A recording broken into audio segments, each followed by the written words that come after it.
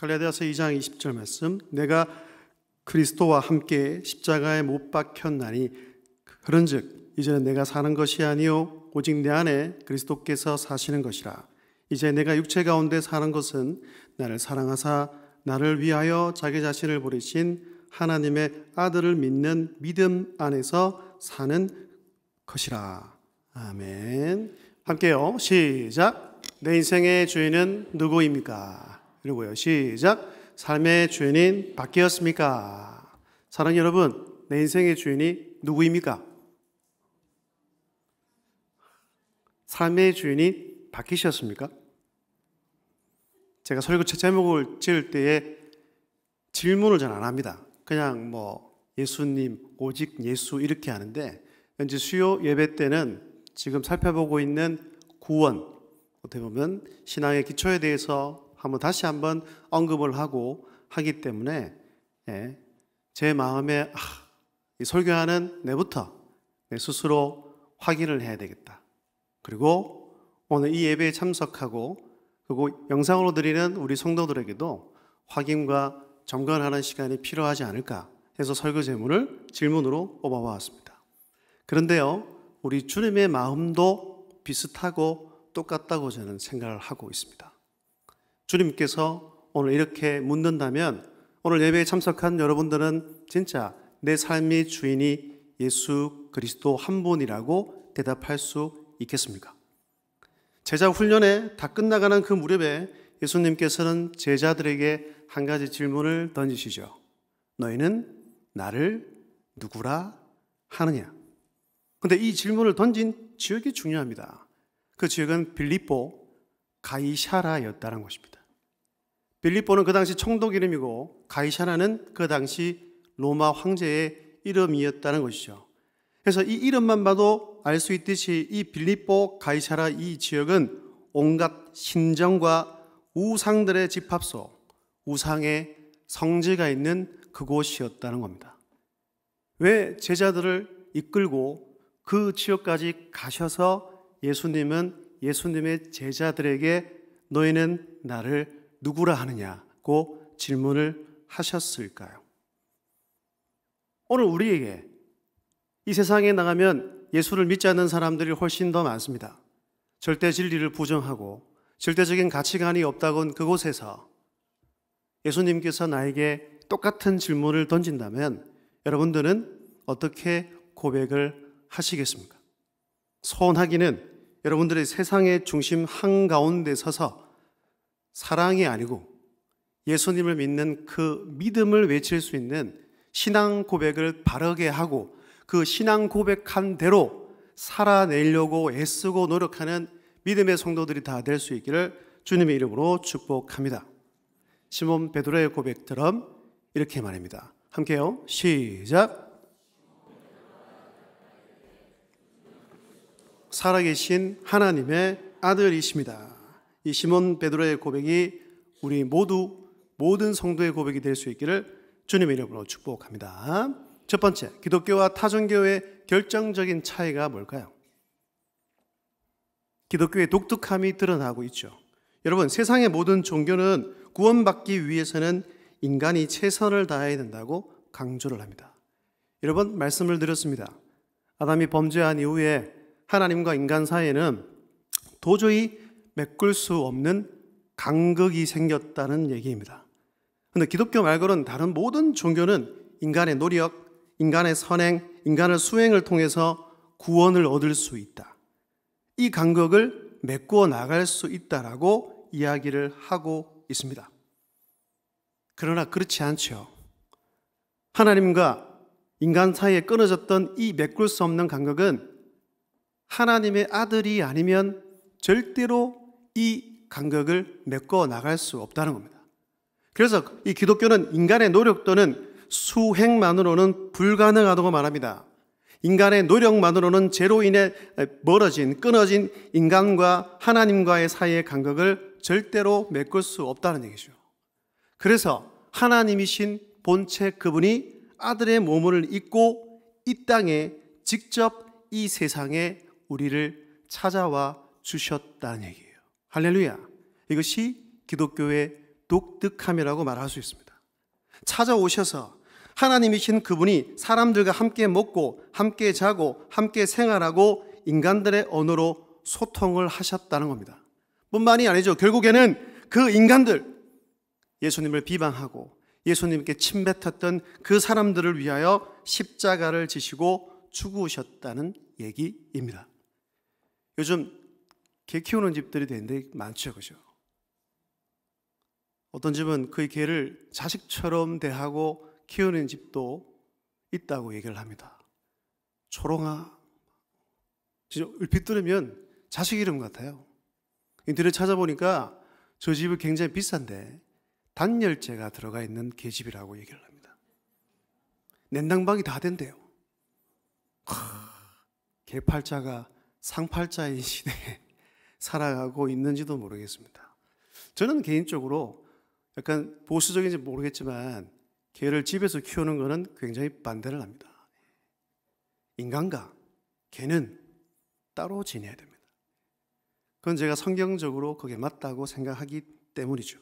어쨌든 여러분, 개를 키우는 여러분 주인들, 개가 아무리 예뻐도 그 개집에 살거나 개가 먹던 밥을 같이 먹거나 개와 함께 지낼 분들이 있으십니까? 없습니다. 그런데 우리 예수님은 어떤 분이십니까? 근본 하나님이십니다. 왕 중에 왕이십니다. 그분은 너무 높고 높은 분이십니다.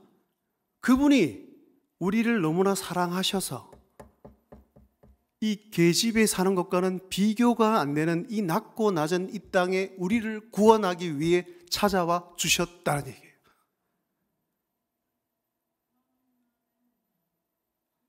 그리고 우리를 만나 주셔서 우리가 믿음으로 고백하고 오늘 이 자리에 앉아서 예배를 드리며 예수 그리스도가 나의 주님이라고 고백할 수 있는 것, 은혜 중에 은혜요, 기적 중에 기적이 아닙니까? 그래서 우리가 해야 할 일, 가장 제일 중요한 것은 다른 어떤 것도 아닙니다. 나를 찾아오신 그 예수님을 믿는 것입니다. 예수님만이 우리의 유일한 중보자가 되심을 믿습니다. 또 말씀드립니다. 중보자란 다리를 놓는 사람입니다. 하나님께 갈 수 있는 유일한 다리를 놓는 사람이 바로 중보자, 그 중보자가 예수 그리스도시고, 예수 그리스도가 우리의 중보자가 될 수 있는 이유가 뭡니까?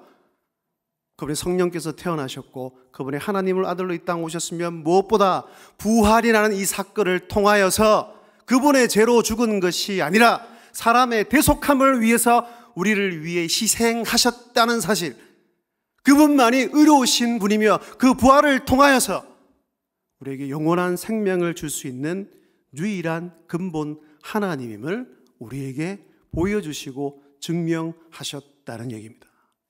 그래서 여러분, 복음은 십자가와 부활이 같이 가는 겁니다. 한쪽이 빠지면 반쪽짜리 구원이 될 수밖에 없는 거예요. 그렇잖아요. 예수님이 십자가에 죽기만 하고 부활하지 못했으면 그분이 의로우시다는 것을 증명할 길이 없다는 겁니다. 결국 그 사람의 죄 때문에 죽은 것밖에 안 된다는 얘기예요. 하지만 이 부활 사건을 통하여서 3일 만에 부활하심으로 그분은 죄가 없다. 유일한 의로우신 분이다. 오직 예수 그리스도를 통해서만 하나님이 요구하시는 그 의를 충족시킬 수 있는 유일한 한 분임을 오늘 우리에게 말씀해 주고 있다는 겁니다.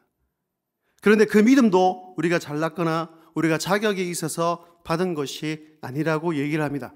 성경은 그 믿음 또한 하나님의 선물이라는 얘기죠. 함께요. 시작.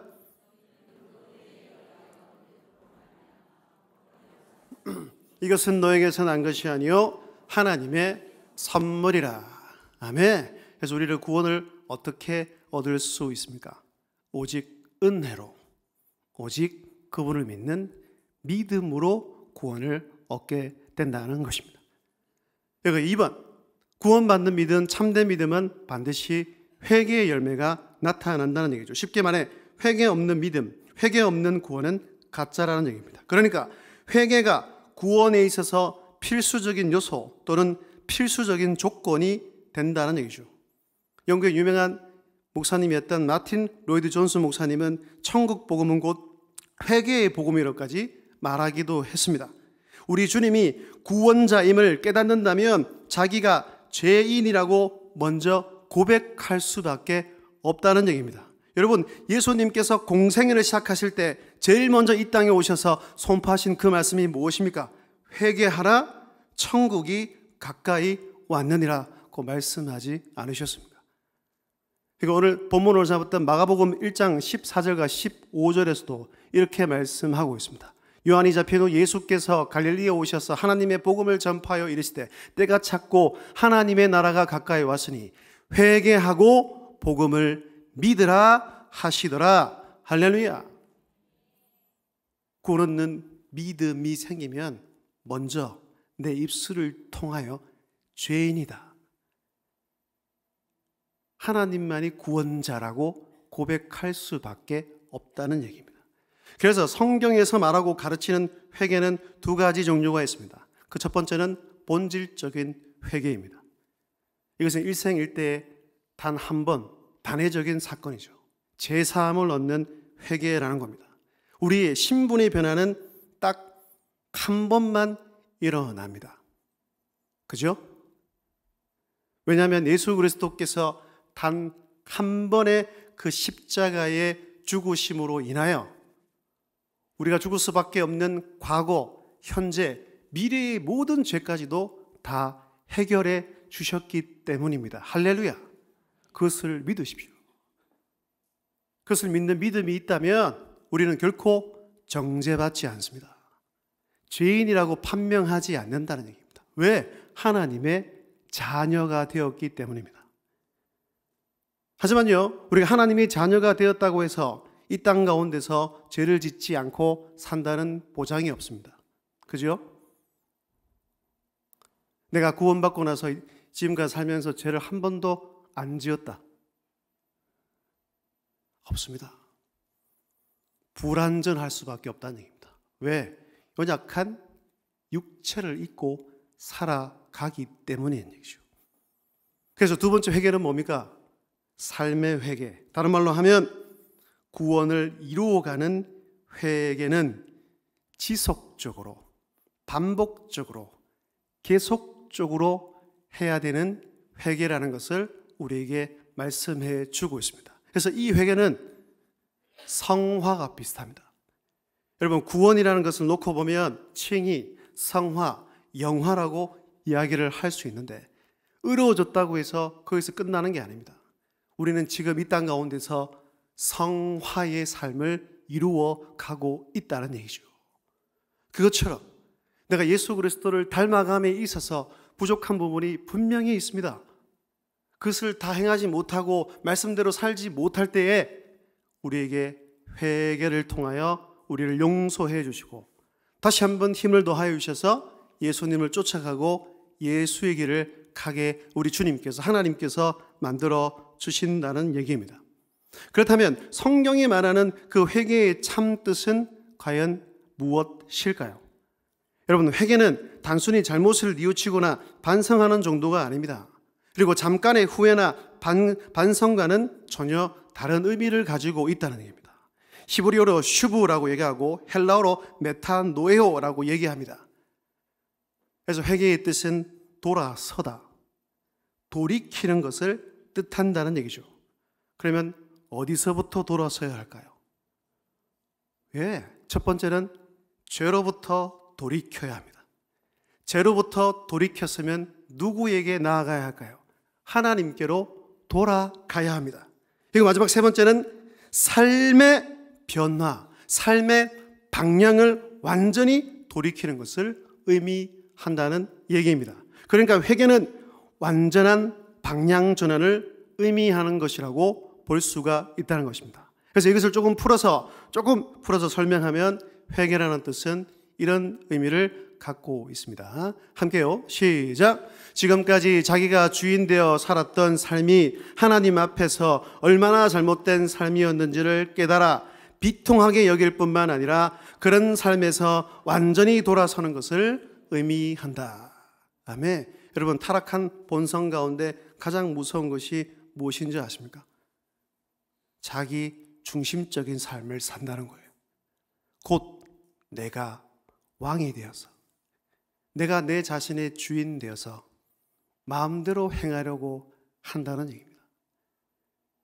그래서 진짜 중요한 것은 우리가 창세기부터 계속 무엇의 방향을 전환하라고 얘기하는 것은 이 자기 중심적 삶에서 완전히 돌아서라라고 말씀하고 있다는 얘기예요. 그래서 예수님을 영접한다는 것, 예수님을 믿는다는 것, 예수님을 주님으로 인정하고 고백한다는 것은 정권 교체가 일어났다는 것을 의미합니다. 이것을 다르게 표현하면 3번입니다. 함께요. 시작. 예수님을 믿는다는 것은 삶의 주인이 바뀌었다는 것입니다. 할렐루야. 저와 여러분의 주인, 우리의 왕은 누구이십니까? 오직 예수 그리스도 한 분인 줄로 믿습니다. 왜 그렇습니까? 이전에 나는 완전히 예수님의 십자가와 함께 죽었고, 죽었을 뿐만 아니고 부활의 주님과 함께 완전히 거듭나 새 사람으로 태어났기 때문이라는 거예요. 이제는 내가 아니라 그리스도로 사는 예수님의 사람이 된 것입니다. 할렐루야. 그래서 오늘 읽었던 갈라디아서 2장 20절만 사도 바울은 이렇게 고백을 하죠. 함께 읽겠습니다. 시작. 내가 그리스도와 함께 못 박혔나니 그런즉 이제는 내가 사는 것이 아니요 오직 내 안에 그리스도께서 사시는 것이라. 이제 내가 육체 가운데 사는 것은 나를 사랑하사 나를 위하여 자기 자신을 버리신 하나님의 아들을 믿는 믿음 안에서 사는 것이라. 할렐루야. 내 안에 누가 살고 계십니까? 그리스도가 살고 있다는 얘기입니다. 이제 내 삶의 주인은 내가 아닙니다. 내 삶의 주인이 내가 아니라는 것은 내 삶의 목적, 내 삶의 이유, 내 삶의 방향도 뭐 해야 된다고요? 바뀌어야 된다는 얘기입니다. 사랑하는 여러분, 예수님을 구주로 고백하고 그분을 영접하신 여러분, 여러분의 삶의 목적이 과연 무엇입니까? 혹시 여전히 여러분이 아닙니까? 내가 성공하는 것, 더 많이 알려지는 것, 유명해지는 것, 나의 유익과 내가 좋아하는 것을 하면서 내 만족을 위해 살고 있지 않냐는 거예요. 내 인생의 주인이 바뀌었기 때문에 마땅히 내 삶의 목적도 바뀌어야 한다는 거예요. 예수님을 나의 주인으로 모시고 살면 삶의 목적과 삶의 이유가 자연스럽게 바뀔 수밖에 없다는 것입니다. 여러분, 변화가 일어나고 있습니까? 여러분의 삶에 변질이 일어나고 있습니까? 좋은 변화가 일어나고 있습니까? 해를 거듭해 나아갈수록 예수 그리스도를 진짜 닮아가고 있습니까? 삶의 정령력 가운데에 예수님의 지배를 받고 예수님처럼 생각하고 예수님의 마음을 닮아감으로 예수님처럼 행하며 살아가고 있냐라고 오늘 이 목사가 묻고 있는 겁니다. 저는 이 말을 굉장히 싫어해요. 입만 살아가지고. 안 믿는 이방인들이 교회를 빗대어서 비꼴대 이런 말을 자주 씁니다. 말과 행동이 전혀 어울리지 않을 때 하는 말이라고 얘기를 하죠. 우리는 이런 말을 들으면 될까요? 안 될까요? 안 됩니다. 아니, 예수님을 나의 주인으로 모시고 살면 이런 말을 들을 일이 없어야 합니다. 마땅히 좋은 쪽으로 변해가야 되는 게 당연하고 좋은 쪽으로 변하지 않는 것이 비정상이라는 얘기예요. 여러분 잘 기억하십시오. 삶이 변해야 진정한 그리스도인이라고 할 수 있다는 얘기입니다. 다시 말합니다. 근데 우리 한국교회는 예전에부터 제가 어릴 때부터 굉장히 의문점을 갖고 설교 들었던 것이 몇 가지가 있어요. 옛날 목사님들의 특징 중에 하나가 뭐냐면 교회에 와서 잘하면 된대요. 물론 맞아요. 몸된 교회를 함께 잘 섬기고 세워가야 됩니다. 그런데 예전의 목사님들의 설교는 그게서 전부였어요. 봉사만 열심히 잘하면 예수 잘 믿는 것이라고 얘기를 했습니다. 여러분, 실제로 그렇지 않다는 거예요. 제가 누누이 말씀을 드리잖아요. 예수님께서 우리를 향하여 세상에 비치고 세상의 소금이라고 말씀하지 않습니까? 그러면 우리의 믿음의 진가, 믿음의 빛을 드러내는 장소, 그 공간, 그곳이 어디여만 한다는 거예요. 함께 모여 예배 드리는 이 자리, 물론 잘해야 됩니다. 최선을 다해서 예배를 드려야 됩니다. 은혜를 받아야 됩니다. 하지만 은혜 받고 세상에 나가 빛과 소금의 역할을 감당하고 그대로 살아내어야 한다는 얘기예요. 주님의 말씀이 그렇잖아요. 그래서 여러분, 믿음과 순종을 따로 놓고 생각하시면 안 됩니다.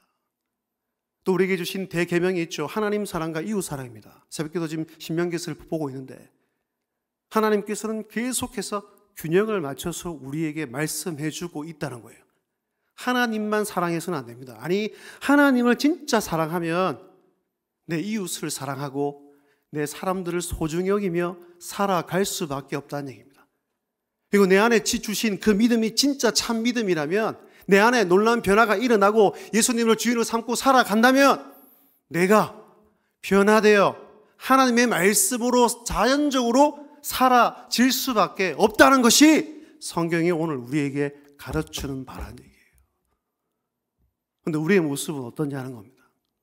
혹시 여기 있는 것처럼 입만 살아서 말만 잘하고 있지는 않냐는 거예요. 지적하기만 하고 세상에 나아가서 비겁하게 살아가고. 분명히 여러분 주위를 둘러보면 여러분들 못한 사람들도 분명히 있을 것입니다. 하긴 그 사람들을 위해서 여러분들이 얼마나 기도를 했고 얼마나 손대접하기를 열심히 애를 쓰셨습니까? 그래서 우리의 살아가는 목적은 분명해야 합니다. 종교개혁자들이 외쳤던 5대 솔라 중에 하나였던 한 가지, 함께요. 시작. 솔리 데오 글로리아. 함께 한 번 더 시작. 솔리 데오 글로리아. 오직 하나님께 영광을 돌리는 삶을 살아가야 한다는 것입니다. 할렐루야. 삶의 정령력을 통해 하나님께 영광을 돌리고 하나님을 기쁘시게 하는 그런 삶을 살아가는 여러분들이 다 될 수 있기를 주님의 이름으로 축복합니다. 그런데 곰곰이 한번 생각해 봤어요. 하나님께 영광을 돌리고 하나님의 기쁘시는 삶을 살아가는데 제일 안 되는 것 중에 하나가 뭔지 아십니까? 여러분들이 자녀예요, 자녀. 저도 마찬가지더라고요. 중등부를 맡아보니까 열실하게 더 많이 느끼고 있습니다. 여러분, 요즘 가정에 우상이 가야 뭘까요? 돈일까요? 아닙니다. 믿는 가정에서 가장 큰 우상, 빨리 포기하고 하나님께 엎드려야 할 대상은 여러분들의 자녀라는 거예요.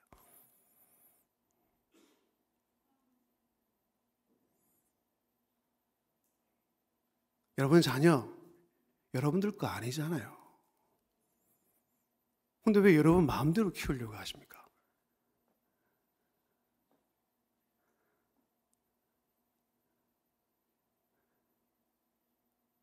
솔리데오 글로리아, 하나님께 영광을 돌린다는 이 구호, 우리 삶의 전 영역 안에서 다 이루어져 가야 됩니다. 그렇다면 여러분들이 가진 모든 것, 재물이면 재물, 달란트면 달란트, 자녀면 자녀들까지도 하나님이 기뻐하시는 방법대로 키워 나가야 될 줄로 믿습니다. 그래서 어떤 분들은 또 이렇게 반문합니다. 예수님을 주인으로 따르는 삶, 예수님을 따르는 삶은 때론 너무 지루하고 너무 따문하고 자유가 없고 고달픈 인생이지 않느냐라고 얘기하신 분도 계세요. 여러분 절대 그렇지 않습니다. 마지막입니다. 여러분, 물고기가 어디 있을 때 가장 행복하고 자유로운 삶을 살아갈 수 있을까요? 물속입니다. 그렇죠? 그런데 때론 그 안에 든 어항이 좁아서 비좁아가지고 좀 힘든데, 좀 지루한데 나가서 한번 살아볼까? 톡! 하고 뛰쳐나가면 이 물고기는 어떻게 되겠습니까? 죽습니다.